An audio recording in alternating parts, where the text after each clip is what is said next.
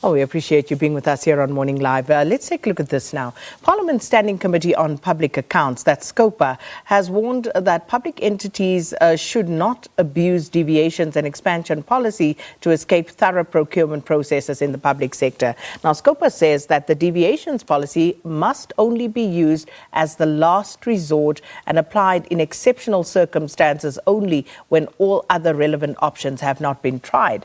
And addressing Eskom during a hearing session with the power utility, Scopa cautioned officials against creating self-made crises and emergencies with the hope of resorting to deviations and expansions. And while the public accounts watchdog was addressing Eskom specifically, the utilization of this particular option that is reserved for very pressing circumstances has become commonplace in public entities overall. Scopa chairperson Mkhuleko Hlengwa joins us now virtually for a discussion on this. Mr. Hlengwa, thanks for your time. Welcome to Morning Live.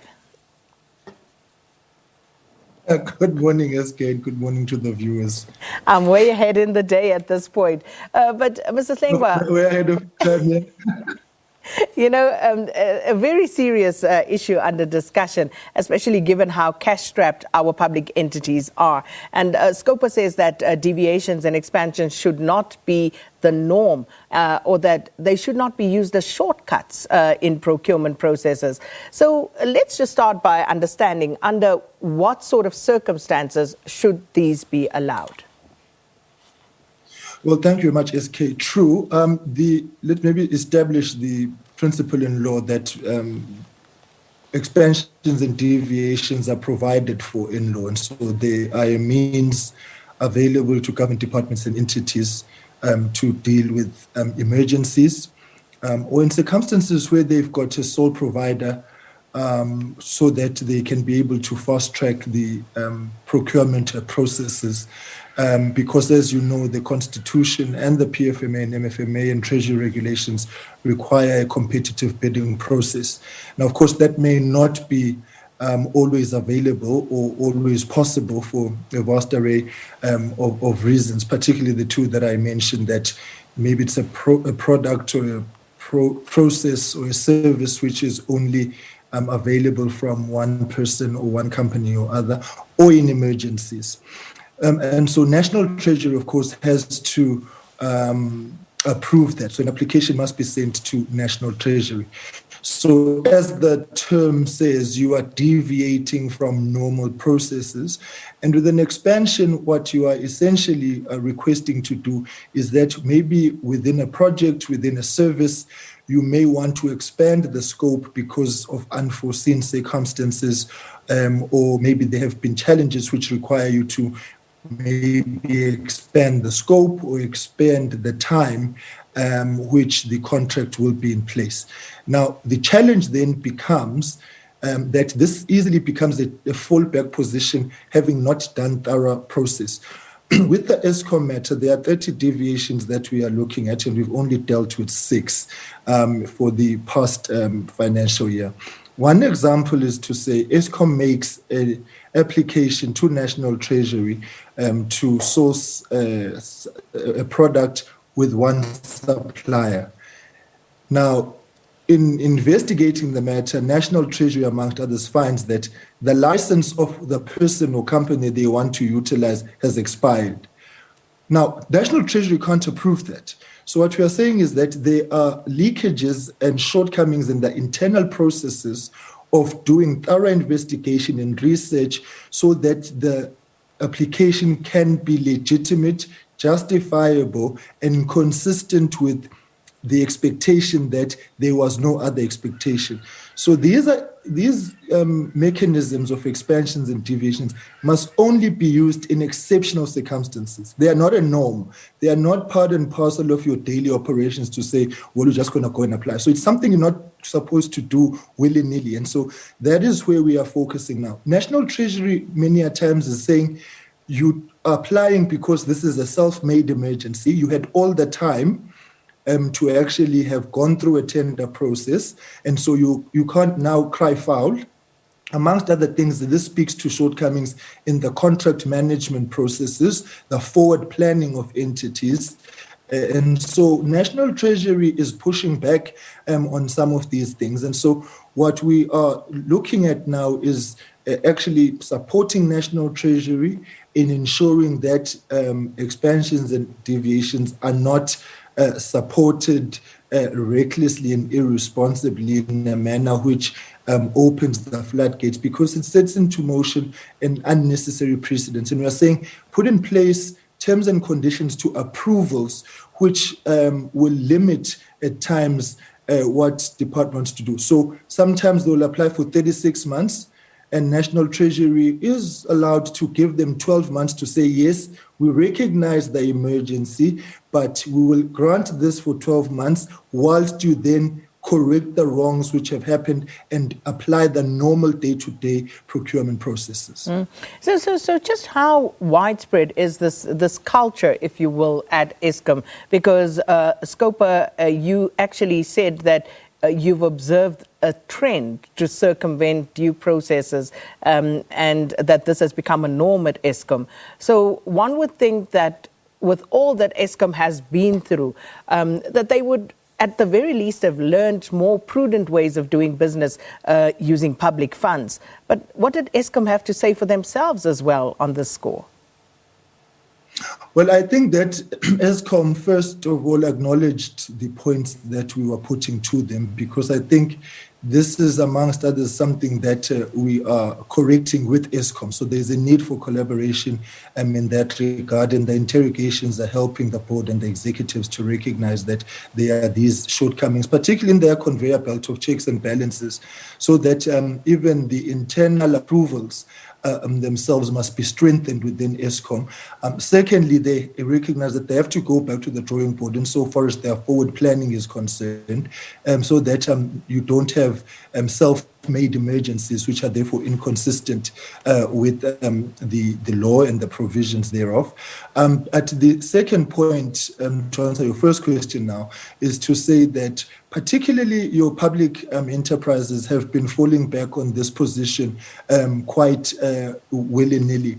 But I think, SK, we also need to have a very frank discussion as a country, and Parliament in particular, working with National Treasury, AG, amongst others, because we need to look at that public enterprises, whilst having a public mandate, they are also commercial ventures.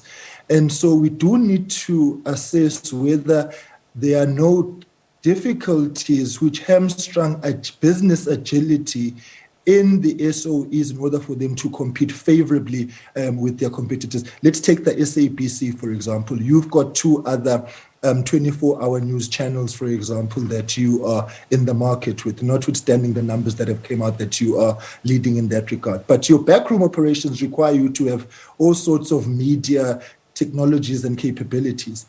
SABC has to procure those things within the prescripts of the PFMA, which at times are long. Your competitors may be able to procure what you want in 2 weeks. And so we do need to be honest in our assessment as to how we assist the public enterprises to, on one hand, ensure that the public mandate is upheld, and that at the same time there's business agility in the commercial ventures. But however, all that means due process.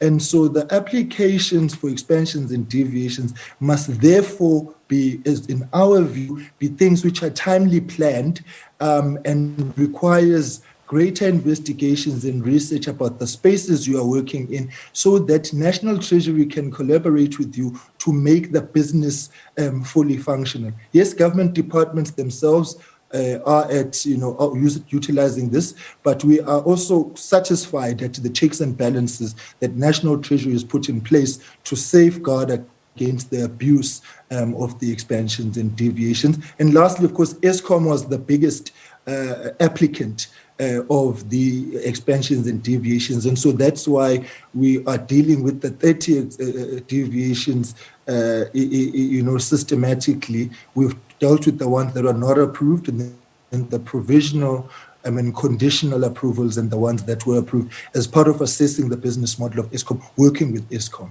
And I'm listening to you, Mr. Hlengwa, and whilst what you are doing and saying is commendable, I have to wonder whether as Scopa, you're going to spread yourself quite thin because you've said you want to have more meetings with Eskom, which is great. But there are people at Eskom who are getting paid to do certain jobs. And just last week, the AG, Tsakani Maluleke, briefing Scopa and the Standing Committee on the Auditor General regarding the past financial year's municipal audit outcomes and the COVID-19 municipal expenditure. The AG reported that municipalities have incurred an irregular expenditure of 26 billion rand for the 2019-2020 financial year. Again, I'm sure if you can go in there, you will find, again, perhaps not to the same scale as Eskom, but crises that are manufactured in order to justify some of these deviations. But there as well, and I just opened that report, consultants, a short-term and expensive solution to address capacity skills problems was one of the areas that the Auditor General highlighted. And I can't help but think that as Scopa now, you getting bogged down by having to now hold the hand of these public entities when there are people there who should make sure that things are done appropriately. No, you're quite right. And I can briefly just say there is a systematic collapse of governance at the municipal level. And I think that's a discussion we need to have more in depth and more thoroughly. However, from the legislative point of view, we as Scopa, we fundamentally believe that there needs to be capacity building for the impacts at municipal level, and also the provincial Scopas need to crack the whip on municipalities, because ordinarily that is where these matters must be dealt with. We are of the view that we need to come in the most extreme of cases, as we have been interrogating amongst others, Umkhanya with the district municipality or Tambo district municipality, who are probably two of the biggest problem child municipalities, district municipalities now.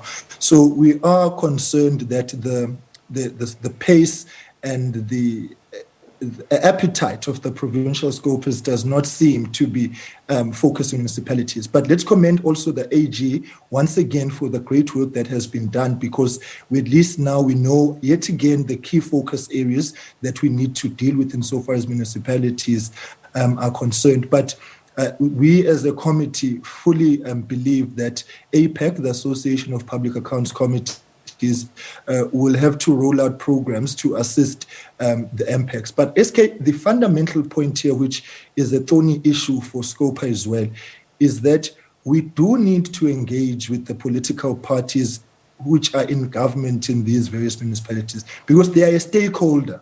So for the longest of time, the political instability and turbulence which takes place has gone by unchecked, because we are not dealing with all the stakeholders. We deal with SALGA, we deal with the councillors and the officials.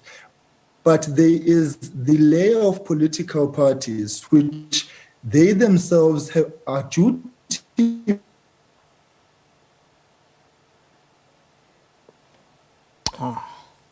Well, apologies there. That feed seems to have frozen to the Scopa chairperson, Mkhuleko Hlengwa, and unfortunately we're already in news time, so we're going to have to leave it there. But very important matter there regarding the usage and misuse of public funds by public entities by relying on certain policy to actually deviate from the best practice processes that should be followed. So that's where we're going to leave that one. It's time for news now with Leanne.